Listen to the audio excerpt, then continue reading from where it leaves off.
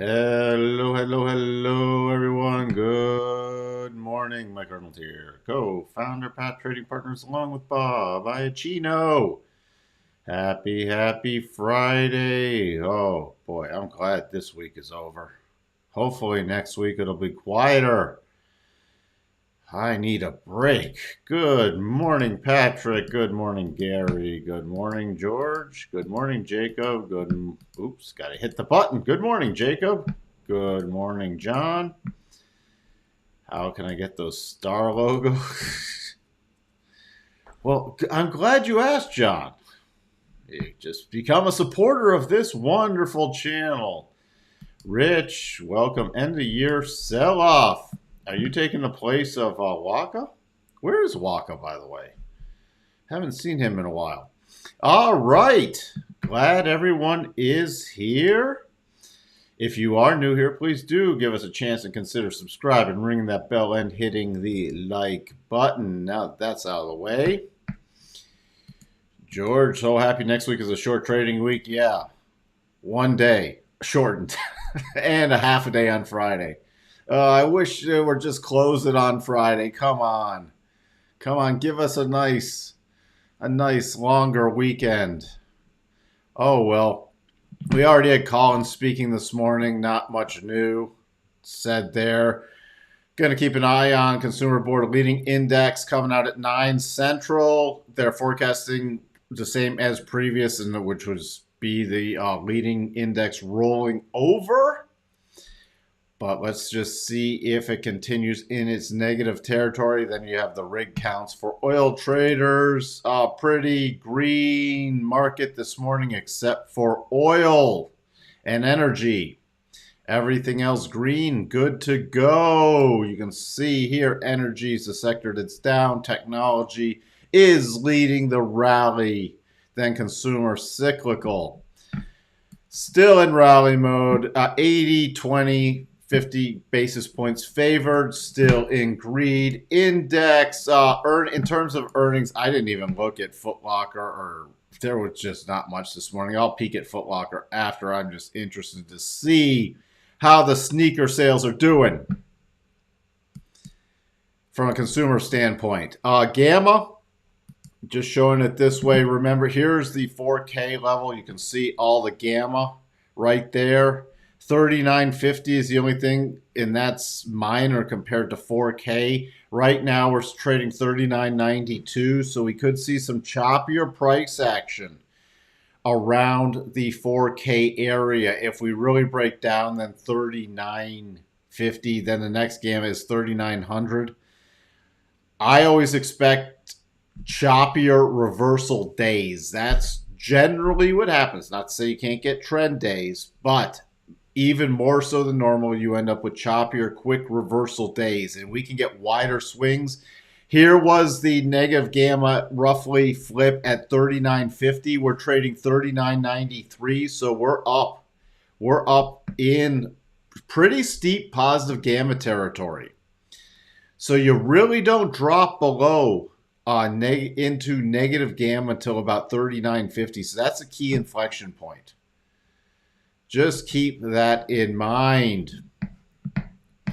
Let's see.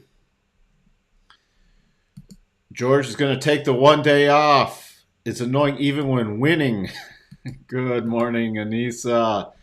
Good morning, Rams of Fall. So, real quick, we had the Russell, the little old Russell.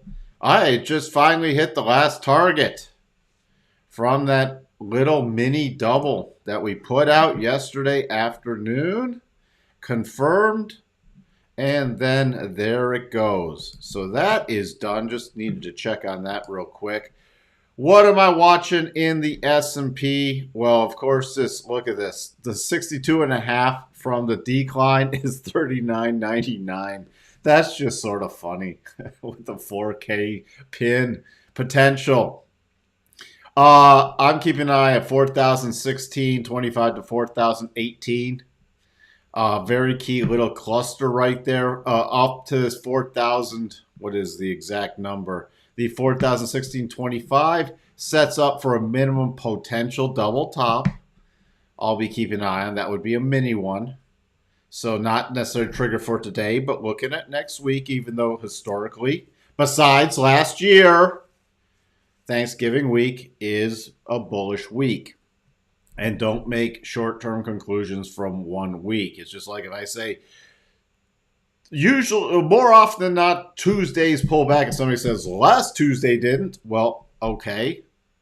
And you got, I mean, I don't trade seasonal biases, but it does have a seasonal bias up. So I'm well aware of it. So I use that as input into the trading, but I will trade a pattern still. Let's see who else is here. Good morning, Sterling. Hey, Maria, happy Friday to you too. 1 hour inverse head and shoulders. It's not for my stuff, Rich. Not reversing a big enough move. You have a shoulder, but it's really not reversing it. You could barely eke it out. I'd just go off the harmonics. It's a little with a this. I'd rather have a cleaner setup. It might just eke out the things, but here's the targets. Use 4K, 4017 if you average those clusters, and 4033, which is a very key level. To the downside, these harmonics are lining up really nice. 3964, 3947 are my first two support levels. 3964 prior, so look at all that support right around that. 3964, 3965 support. Resistance. Pullback would be very key support. And then 39.47, we get down this area, I'll be favoring the 39.50 pin. It's going to take a lot to get to a 3900 pin. Got to break this support. Yesterday's little support right in here, 39.29, and another harmonic. And then you got to break 39.11 area from yesterday's lows. So 3,900, unless we get some serious downside momentum. But the only thing coming out is the consumer board leading numbers. So I'm not really seeing that. Got to prepare for everything though. Overall, let me just get to a bigger picture. Overall, the magnet is still up here unless we got a really massive rally today, but going into next week, we'll really be focusing on the 200 and the final target from the bottoming pattern. That was triggered back, at the end of October.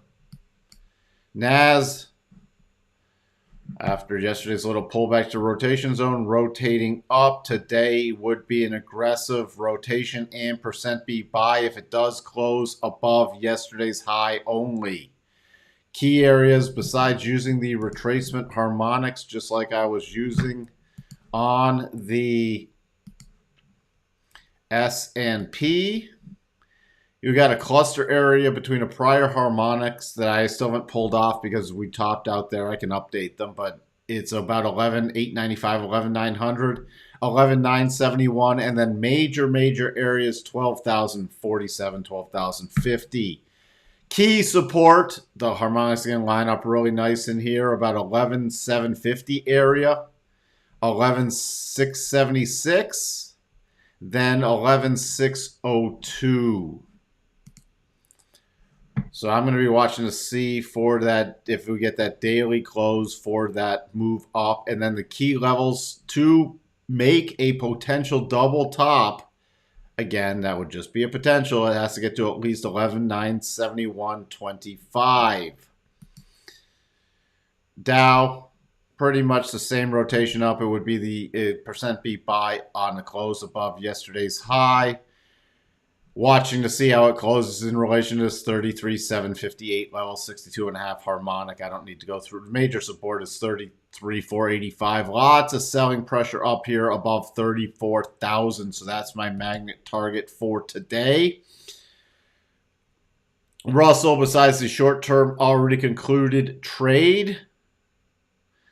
Sterling, were you in that Russell one? 1884 is major. Minor is about 1873. So let's just get to spiders and the Qs. Again, gap up. So what are we focused on? 397.36 trading. We have this prior open from back on Wednesday. 396.78 will be the first key level support, because with this gap up, we are filling a gap with a gap, but that's going to be the first level support. Then it would be the gap fill. And remember, I'm more keying off the futures. And the magnet price, if we target, would be roughly around that 400. So that's going to be my upside target. And then above there is 402.31. But really focusing on that 400 to the downside, 396.78. Then if we roll over and try to pin the 339.50s, it would be 395.45 area, which would be a backfill to the gap that we're going to create back. And it's not the gap from yesterday fully. It would be the gap from Wednesday that I'm watching first. The Qs. Key support coming about 285.50. I'll use also the gap harmonics from yesterday's close, which is that 284.81 level. So I'll be using gap harmonics. Minor, though, is key resistance going in the open is going to be this 287.50, and a target is about 289. So those a key little target there. Good morning, Andrea. Let me see what else we have. We've gone through all that. I'll get to some other individual things in a second. Notes, pulling back to the rotation zone at 25% harmonic. It could still get a little more pullback with cycles rolling over. None of this invalidates this little double bottom that was triggered. Still hasn't pulled back again to the breakout level. So it's, from my perspective, sit on the hands there. I'm just raising these harmonics because of the bigger pause to watch for additional targets higher. Not much to do today from a short-term perspective. Dollar index still coiling with a little horizontal channel. So that's all I'm keeping an eye on a break above about 106.80. Targeting 107.27. A breakdown level below 105.60 would be targeting the most recent low area again, which is pretty decent support with that 200 right there. The VIX still down so far today. This is going to be interesting with options expiration. It gets a little less predictable of follow through because of the way positions are getting closed. But we should still see going into next week, still favoring a lower push. Again, spike in the rotation zone, spike in the rotation zone. So rotation zone has been holding. Crude, remember I said with yesterday how we closed below the bigger 62.5 and below this close from Tuesday 18th. I said that was the lowest close since back on the 3rd of October. So I was watching a return to this low area. Well, we've already returned there.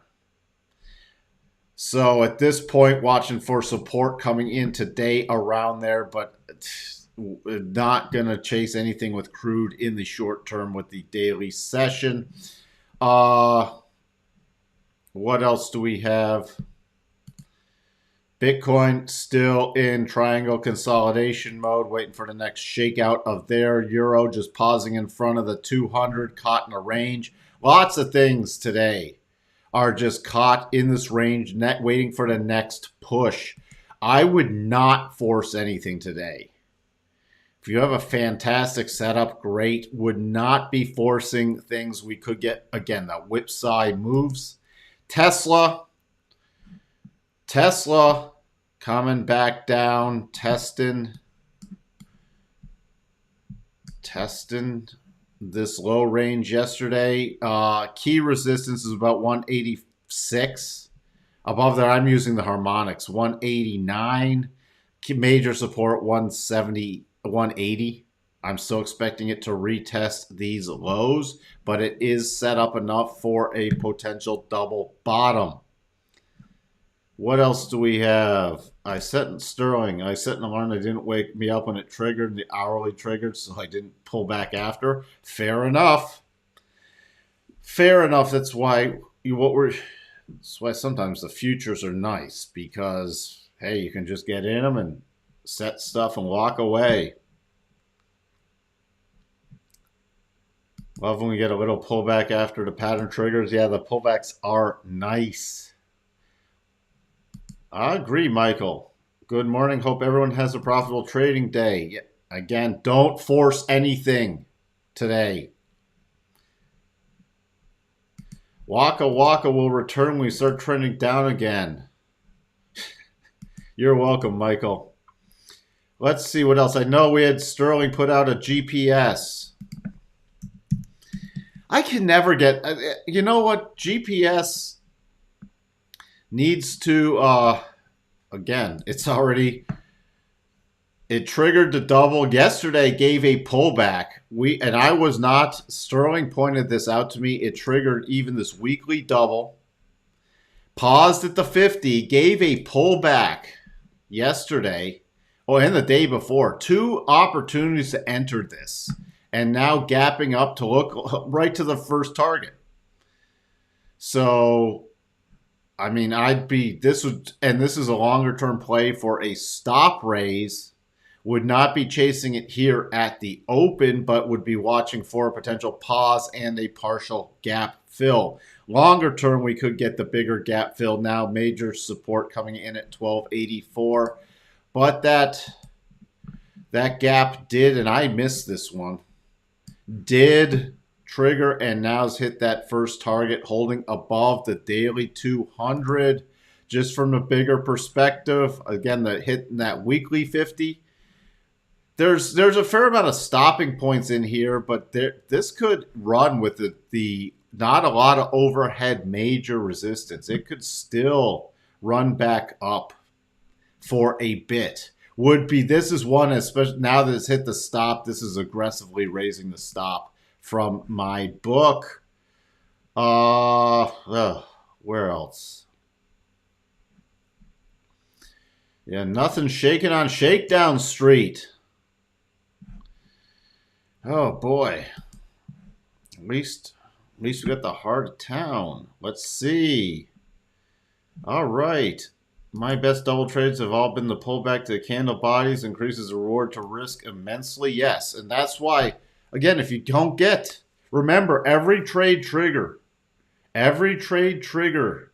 does not mean you got in the trade. Why? Because I've had trades trigger and I can't get proper reward to risk. If I can't get reward to risk, I got to pass on the trade. Doesn't matter if it goes to the profit target because the key is I got to manage my risk. And in order to manage the trade correctly, I have to know that my reward to risk ratio fits into my trading plan parameters. If it triggers and I couldn't get in it for my proper reward to risk, sometimes something can be put, let's say it was a daily or a weekly bigger trigger, I might be able to do something with some intraday plays.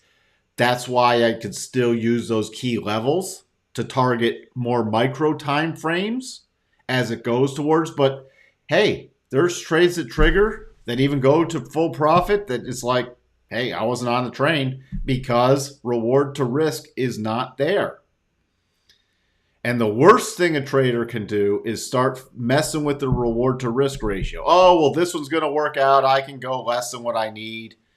You start getting away and then you're like, well, I can even make it worse and worse and worse. And finally it starts biting you in the butt because your probabilities times reward to risk gives your trade expectancy. You start eating away at your trade expectancy and your trade expectancy goes negative. Over the long term, you're going to drain your account. So don't worry ever about missing a trade. There's always another trade. Always. Unless the markets are dead. I mean, completely dead, like closed. There's always another trade. There might be times of very few trades. especially in a low volatility environment, but then you sit on your hands. There might be a time when you get more triggers and you can trade based off your account size or things you can effectively manage. So you're going to have to pick and choose, but you're still going to have to manage your reward to risk. See you, George, in the afternoon. Good morning, Christoph. With oil in the free fall, do you think the markets are about to mimic? I think we're, as I said, watching for these topping areas. I'm watching for, after we complete some more of these bullish patterns, for more topping plays. I think there could be a rug pull, especially after Thanksgiving. I think Black Friday, Cyber Monday results could be disappointing, and there could be more of a run to the exit, but I need the patterns to trade. Because what I think is irrelevant if we don't have a pattern. And you have China cases spreading with oil. If China goes into more severe lockdown, look, we still have a bigger macro pattern. What was this? A return? Weekly rotation zone area rotating down. We still have the macro pattern. We had a little bullish plays in here, and now it could be back into, and if you're a longer term trader, this is still with your at least second and third targets lower with the 200 week in the way. I'm thinking if China goes into lockdown mode, we could easily see a $70 again. Easily. Is that going to tear the market apart? Well, this is a deflationary aspect for oil again, which helps inflation. I don't think this is a negative to the markets. I think it's actually a positive to the markets. What is more is why we're getting there with the potential more severe China lockdowns again.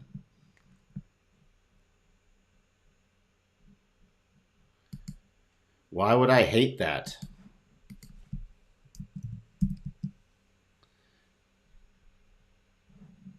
Why would I hate it? You know, there's things can be played. They definitely using the conservative targets there. It already hit the first stop target. It didn't trigger on this red candle. This one triggered it after hitting the stop. So these get tricky.